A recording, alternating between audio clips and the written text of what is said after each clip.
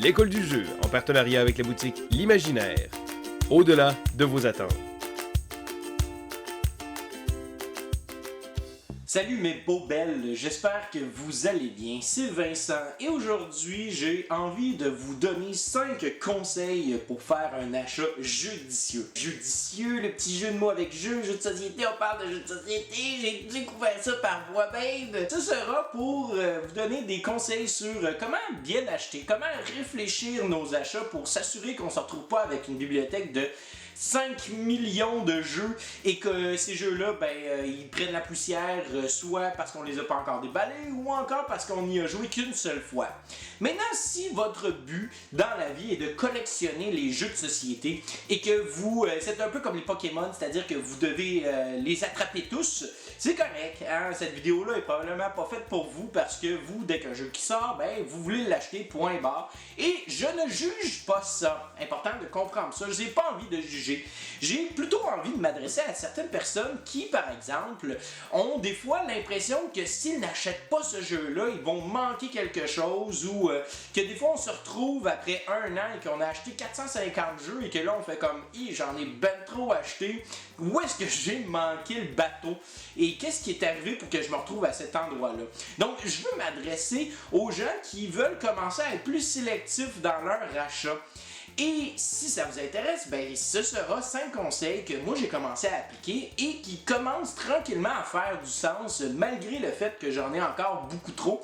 Mais bon, faut commencer à quelque part. Sans plus attendre, on commence avec le premier conseil que j'ai à vous donner qui est informez-vous, qui est d'ailleurs le conseil numéro 1 de notre groupe Facebook, la salle de classe. C'est la recommandation de ce dernier. D'ailleurs, si ça vous intéresse de participer à la vie de l'école du jeu, je vous encourage à nous demander nous faire une demande sur Facebook, sur ce groupe-là. Ça s'appelle la salle de classe, entre parenthèses, l'école du jeu. On va publier parfois nos vidéos un peu à l'avance, on va publier des sondages, on veut avoir votre opinion sur différentes choses. Bref, c'est un peu ce qui se passe sur l'école du jeu à l'extérieur de la chaîne YouTube. Donc si tu es sur Facebook, si ça t'intéresse, la salle de classe, tu tapes ça et tu vas avoir un beau petit groupe. Tu nous fais une demande et on va te rajouter, c'est certain, à moins que tu sois un robot décideur de vouloir tout détruire dans ta vie. Ça, c'est une autre histoire. Arrêtons la promotion et commençons tout de suite avec le premier conseil, c'est-à-dire informez-vous sur un jeu. Et quand je parle de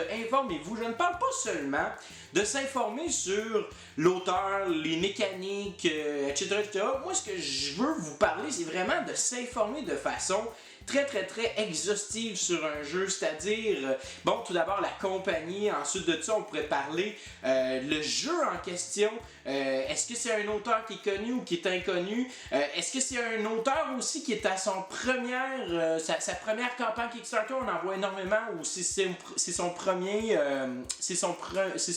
jeu. Il y a aussi parfois sur Board Game Geek ce qu'on appelle Writer's Diary, un espèce de journal intime sur comment est-ce que l'auteur en est arrivé à créer ce jeu-là. Donc, ce serait important d'aller voir ça s'il en a créé un. On peut aussi s'informer, par exemple, si c'est une campagne Kickstarter, est-ce qu'il y a des exclusifs Kickstarter? Est-ce que ça va être le même jeu en magasin que le même jeu sur Kickstarter? Si oui, est-ce que vraiment ça vaut la peine immédiatement de le backer? Est-ce qu'il y a des exclusifs Kickstarter? Comme par exemple, Cool Millionaire est une compagnie qui promouvoit énormément ça, le Kickstarter exclusive. Donc, c'est sûr certain qu'avec eux autres, il y a plusieurs choses qu'on n'aura pas avec la version trouvable en magasin. Fait que ça peut être une bonne raison pour peut-être backer ce jeu-là. Mais des fois, il y a des jeux tout simplement, comme par exemple, je pense à certains jeux Root, par exemple, de mémoire, je ne me souviens pas qu'il y ait eu des Kickstarter exclusives. On pouvait avoir certains items, des items promo qui ne sont disponibles que très difficilement, soit par des conventions ou directement sur le site internet. Mais autrement, au niveau gameplay, au niveau de l'expérience de jeu, il n'y a pas quoi que ce soit d'exclusif. Donc, tu sais, ça valait la peine de peut-être attendre en magasin. Autrement, où est-il disponible ce jeu-là? Si par exemple, je vous donne un exemple, il y a un jeu Tales of the Northlands que j'ai joué dernièrement qui est superbe. C'est un jeu qui a été fait en petite production Et si on veut commander, il faut commander directement de l'éditeur qui est en Angleterre, je crois, donc ça coûte énormément cher. Donc ça, c'est peut-être une bonne raison pour vouloir acheter un jeu immédiatement. Est-ce que ce jeu-là va être disponible sur le grand marché ou il risque d'être disponible en petite quantité limitée? Sur Facebook, il y a aussi des groupes d'achat qui se créent. Il y a plusieurs groupes Facebook, Kickstarter, Ululele, etc., des groupes qui se nomment comme ça et qu'on fait des groupes d'achat, ce qui permet que on soit capable de payer un petit peu moins cher que si on backait seulement tout seul. Ou encore, il y a des Kickstarter qui offrent, par exemple, des pledges où est-ce que les boutiques peuvent pledger. Donc, peut-être aller voir votre boutique locale, leur proposer de prendre ce pledge-là, d'en acheter peut-être 6 à 12 copies, de trouver des amis qui veulent avoir le jeu, puis de leur dire, nous autres, nous 6, on serait prêts à payer pour ça. Un autre truc peut-être qui serait intéressant de savoir, souvent, on voit un jeu qui se vend sur Internet, donc les jeux usagés. On voit le même jeu à plusieurs reprises. Ça m'est arrivé par le passé que c'était juste une coïncidence, mais il y a d'autres fois que c'était parce que, par exemple, la maison d'édition ou sur Internet, il était possible maintenant de savoir qu'il allait avoir une nouvelle édition de ce jeu-là qui allait être disponible. Donc, si vous voyez fréquemment le même titre passer encore et encore en usagé, il y a peut-être une raison pour laquelle les gens le vendent. Est-ce que c'est pour, comme j'ai dit, une nouvelle édition? Est-ce que ça va être une espèce de côté où est-ce qu'on va reniper un peu le jeu? Est-ce qu'il va y avoir une réimplémentation faite par le même auteur? Donc, il y a différentes raisons et c'est important de s'informer à tous ces niveaux-là par rapport au jeu. Alors, c'est ce qui était mon premier conseil. Informez-vous sur le jeu. Le deuxième conseil que je pourrais vous donner serait de vous trouver des gens de référence autour de vous. Parce que si on se fie seulement sur Facebook et qu'on voit toutes les photos d'un jeu, comme par exemple Scythe, si vous n'avez pas vu, j'ai fait une vidéo sur pourquoi je n'aime pas Scythe.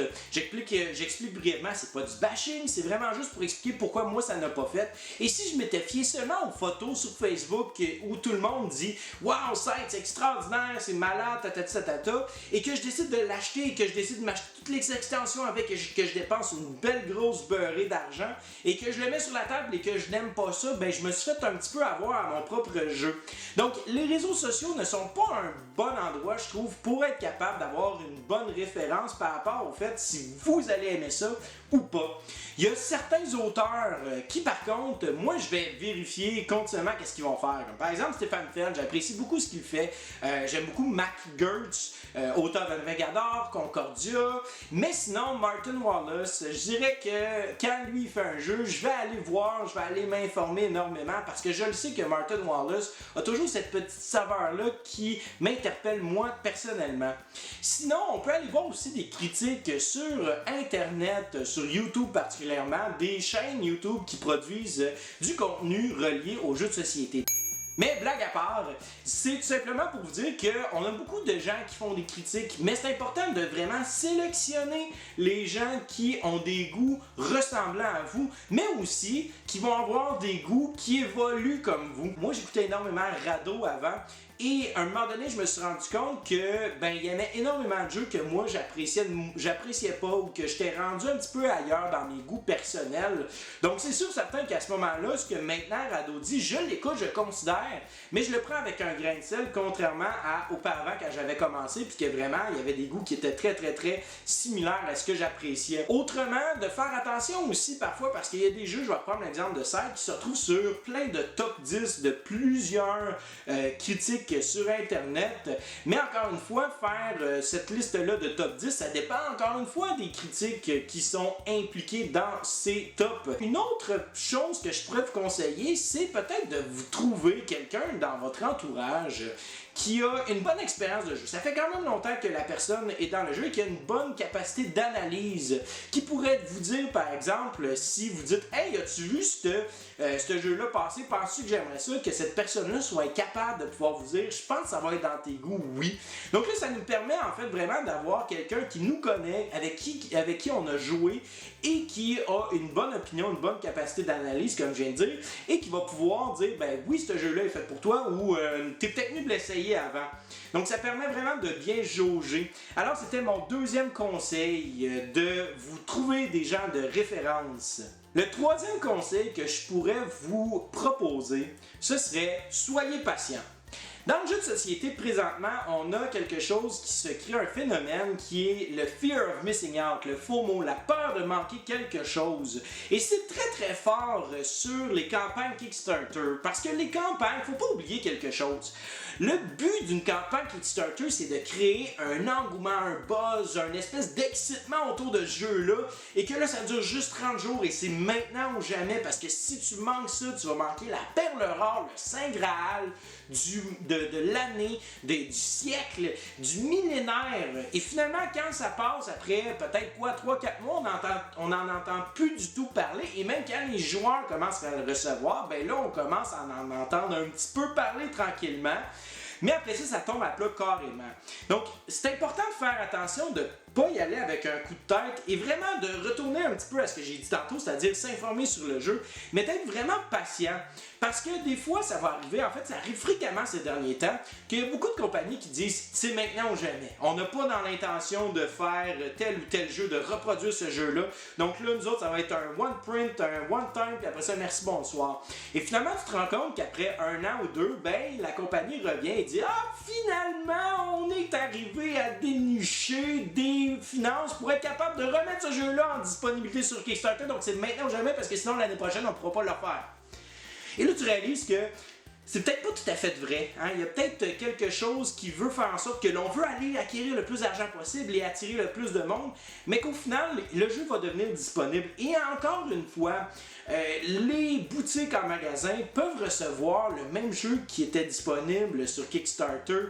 Donc pourquoi ne pas attendre s'il peut être peut-être un petit peu moins cher entre guillemets sur la boutique. Mais si par contre vous voulez encourager cette compagnie-là, puis que oui, vous dites moi c'est tout ce qu'ils font, je veux l'acheter, oui, il n'y a pas de problème.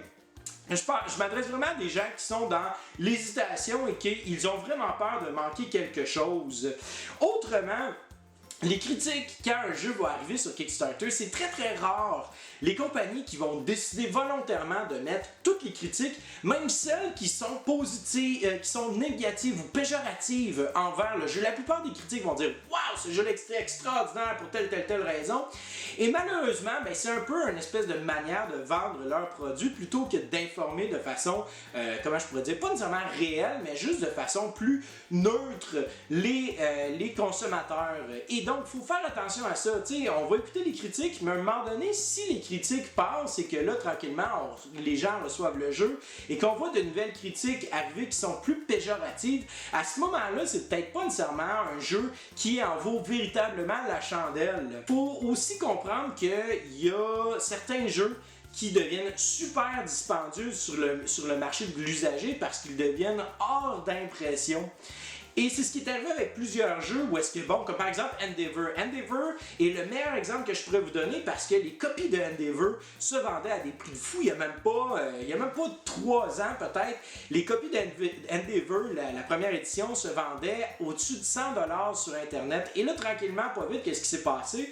Ben, on a vu la campagne Kickstarter de Endeavor se présenter et finalement, bon, les copies de la première édition se vendent à 25$. Donc, les gens qui ont acheté à 100$ et plus, ben ils se sont fait un petit peu, pas avoir, mais tu sais c'est malheureux pour eux parce qu'ils auraient pu attendre un petit peu juste pour avoir la deuxième édition qui est très très belle puis qui offre plus une variété aussi que la première édition n'offrait pas. Et c'est ce qu'on appelle le Vassal là, parce que Tom Vassal est arrivé avec cette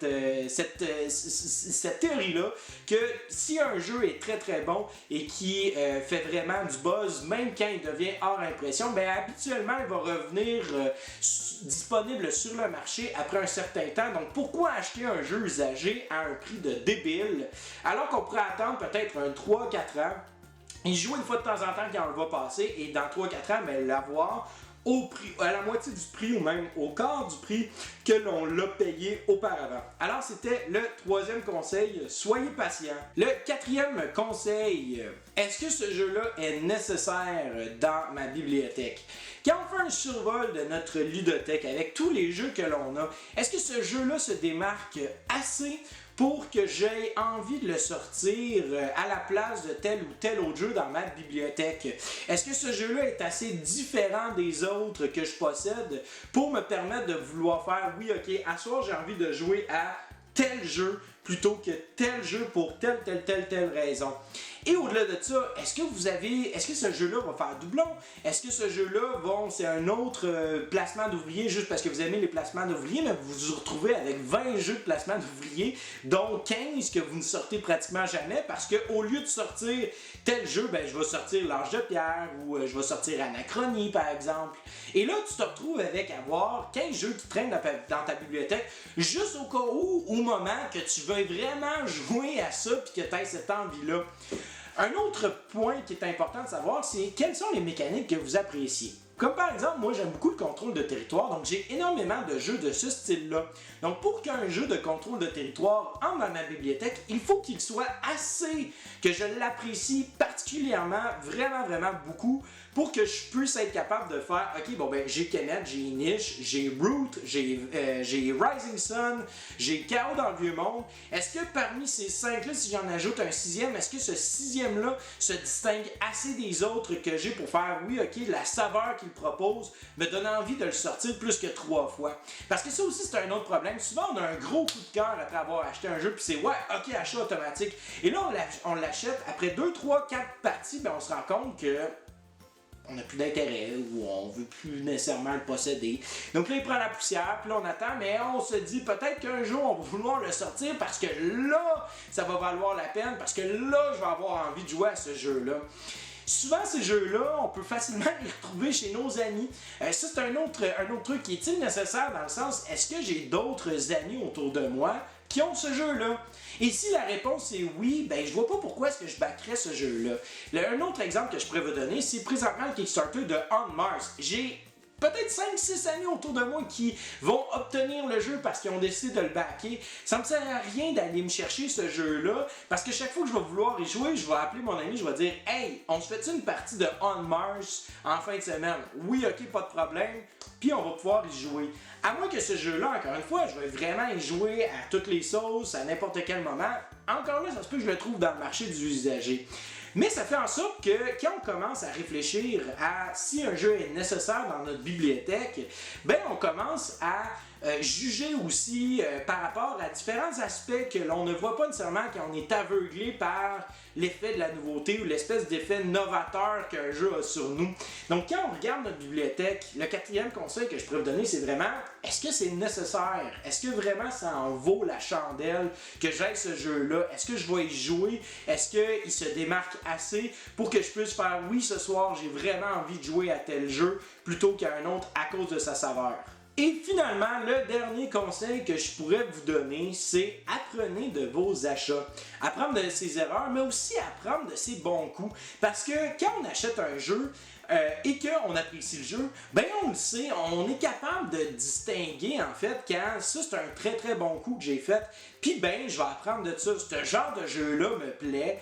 J'ai envie d'aller acheter d'autres jeux dans ce style-là, ou j'ai envie de récupérer des jeux de tel auteur, parce que cet auteur-là fait des choses qui rentrent dans mes cordes. Ou encore, j'ai envie d'écouter cette critique-là, cette personne qui donne son avis sur les jeux, parce qu'elle concorde avec mes goûts personnels. J'ai envie de m'informer sur tel jeu ou tel autre jeu qui sort, parce qu'il semble ressembler à celui que j'ai apprécié. Donc, apprendre de ses achats de façon positive, mais aussi apprendre de ses achats de façon négative. Malheureusement, quand on achète, à un moment donné, on a trouvé des jeux qui ne font pas l'affaire. Et je ne peux pas croire, j'ai beaucoup de difficultés du moins, à croire que quelqu'un qui achète énormément de jeux, qui va acheter tous les jeux de la planète, va apprécier tous ces jeux-là. À un moment donné, il y a des choses que l'on apprécie moins que d'autres. Comme par exemple, moi, j'ai réalisé que j'ai acheté beaucoup de placements d'ouvriers quand j'ai commencé à jouer aux jeux de société parce que j'appréciais beaucoup ça. Puis à un moment donné, je me suis rendu compte que j'avais une recette qui était redondante, puis ça a fait en sorte que je dépréciais un petit peu le placement d'ouvriers. Donc j'ai appris tranquillement, pas vite, de mes achats que chaque fois que j'achetais un placement d'ouvrier, ben, je trouvais ça redondant. Donc, je commence maintenant à être plus à l'affût, plus aiguillé par rapport à si un placement d'ouvrier va me plaire moi personnellement.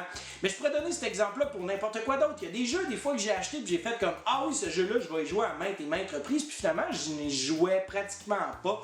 Le meilleur exemple que je pourrais donner, c'est Warhammer Shadespire, qui était un jeu que j'avais beaucoup apprécié. Donc, j'ai acheté plusieurs extensions et je me rends compte qu'aujourd'hui, je n'y joue pratiquement pas.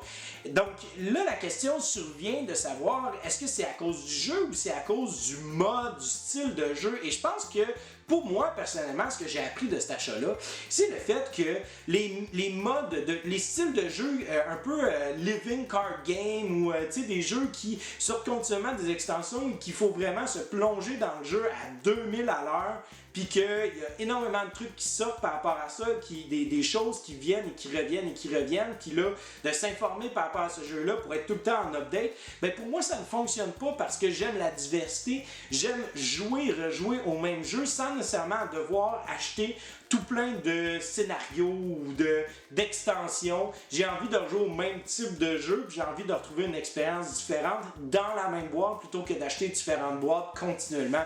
Donc pour moi, ça a été vraiment une espèce de... ça a été vraiment une conclusion à laquelle je suis arrivé. Ça veut pas dire que je trouverai pas à un moment donné un living card game qui va me plaire personnellement. Mais ça veut juste simplement dire que pour moi, ce genre de jeu-là, ben il faut que je fasse attention, il faut vraiment que je prenne un pas de recul pour voir est-ce que ce jeu-là va véritablement me plaire. Donc c'était le 5e et dernier conseil de cette capsule vidéo. Apprenez de vos achats. Et c'est ce qui conclut la vidéo sur les 5 conseils que je peux vous donner sur comment bien acheter nos jeux et comment faire un choix judicieux par rapport à nos achats ludiques. Comment être un consommateur averti du jeu de société moderne. J'espère que vous avez beaucoup apprécié cette vidéo. D'ailleurs, si vous l'avez apprécié, n'oubliez pas de laisser un petit pouce vers le haut. Abonnez-vous à notre chaîne YouTube, suivez-nous sur Instagram, likez-nous sur Facebook, mais au-delà de ça, laissez-moi donc un commentaire. J'aimerais savoir quel est votre conseil que vous pourriez donner à tout le monde qui va voir cette vidéo-là, mais en général, aux gens qui vous entourent, que vous donnez par rapport aux achats de jeux de société. Offrez-moi-les, j'ai envie de partager ça avec vous. Inquiétez-vous pas, je vais vous répondre. J'aime ça participer à cette vie-là qu'offre YouTube et de commenter avec différentes personnes partout dans le monde. Enfin bref, alors c'était Vincent et je te souhaite à toi et tes amis un bon joueur!